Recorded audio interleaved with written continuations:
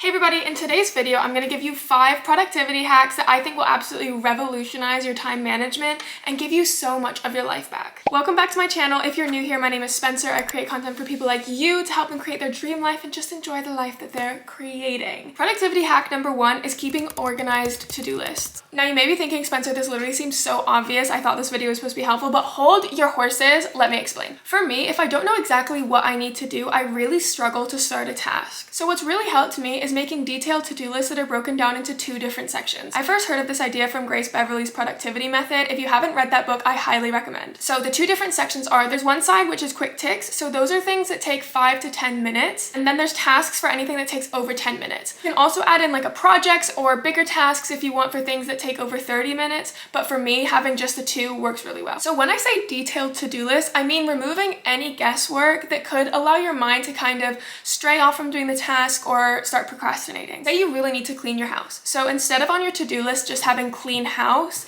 I like to really make it obvious of exactly what I need to do. So for example, say spend 30 minutes cleaning house, in parentheses, empty bins, take out laundry, do the dishes, tidy up desk. This way you've already done the visualizing part of what the task actually entails. So when you actually need to come and do it, you literally just start. Okay, moving on to hack number 2, which is maximizing existing time with portable to-do lists. If you're anything like me, you want to spend as much time as possible not working, but that's only possible when you're maximizing the time that you do have available. I'm not saying every moment of your life needs to be optimized, but you'd be surprised how many things you can take off your to-do list while you're sitting on the toilet. That's all I'm saying. Working smarter and not harder, ladies. Oh, sorry, but seriously, if you have a 30-minute commute and you dedicate that time going to and from work to taking off things off your to-do list, you could be giving yourself back 5 hours of time to do whatever else you want, like spending time with your family, watching Netflix, or literally just relaxing.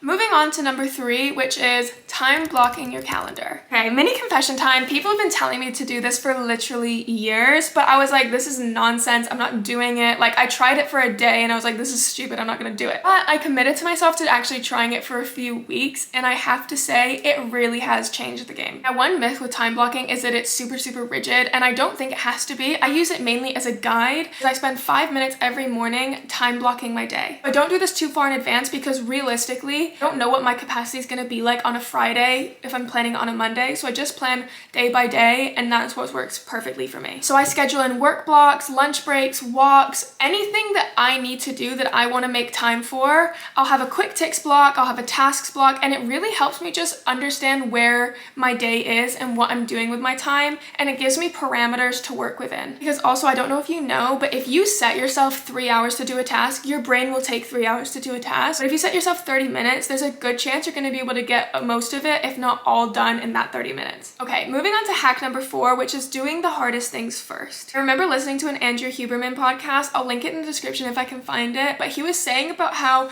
he likes to start his days with a very hard task, and he finds that it really boosts his productivity for that day. When you challenge yourself kind of first thing when your energy is fresh, it gives you this sense of accomplishment like no other. There's one task on my to-do list I just don't want to do because it seems hard or it seems difficult or it seems like it'll take me a long time. If I get that out of the way at the beginning of my day, I feel invincible. Yes, I am that girl. I did that. With that in mind, when I'm time blocking my day, I'll set myself tasks first before my quick ticks, because yes, it would be easier to kind of start my day with quick ticks. I find that my overall productivity for the day is a lot higher if I start with a block of tasks versus the quick ticks. Definitely give it a try. It is a bit of a mental battle, especially at first, and especially on the days where you're tired, you're feeling a little lazy, you just don't have that motivation. But those are the days that it's so important to just try and push back that little voice that's telling you to just do the easy stuff. Okay, moving on to the last hack, which is utilizing your natural flows of energy. So for example, there's some people who are really high functioning in the morning hours, and then there's others who are just not, and they function a lot better in the afternoon or the nighttime. Now, I know a lot of us work specific job hours, so we can't have so much control over that. If you have really important meetings or really difficult tasks you need to do,